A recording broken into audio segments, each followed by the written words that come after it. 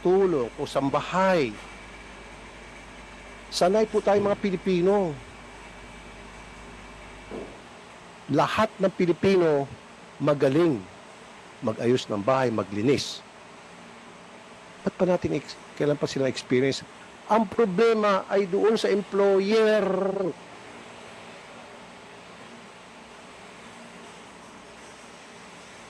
Palagi na lang, kapag mayroong problema, ang tinitingnan natin, yung side natin, no, we're not the problem. The problem is Kuwait. The problem is the government of Kuwait not doing enough. Palagi natin sinisisi natin mga sarili. Like I said, Secretary, hindi kailangan na experience kung pagiging kasambahay lamang, sanay na sanay po yung ating mga OFW. Siguro, teach them about culture differences, which is madali yun. OFWs natin marunong mag-English.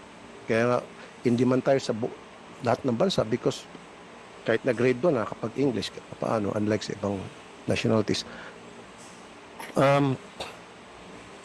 Sir, this is what I want you to do. And even if I have to talk to the President about this, and I will,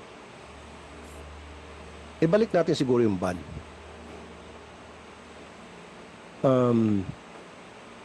Wala na munang new deployment. Stop.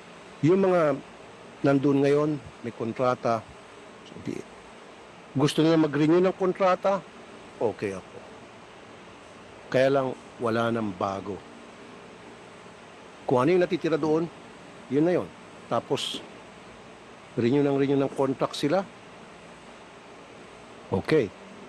Pero wag na tayo magpadala at sasabihin natin, kailangan may work experience. Like, again, hindi problema ang ating mga workers. Ang problema is doon. So, ito sana sinasabi ko. Dapat ang mga employer, meron tinatawag na neuroscreening. Ini-screen natin yung utak. Utak pa. Brain. No mga employers doon. Hindi ko naman sinasabi yung mga Kuwaitis sa ulo. I'm not saying that. In fact, marami mga workers tayo doon na happy sila sa kanilang mga employers sa OFW sa Kuwait. Marami mga mababait na Kuwaiti, of course. Majority of the Kuwaitis are good people. But there are a number of them who are, ayoko na magsalita. So yun ang sasarain natin. So pwede ba yun? From now on, neuroscreening? Ang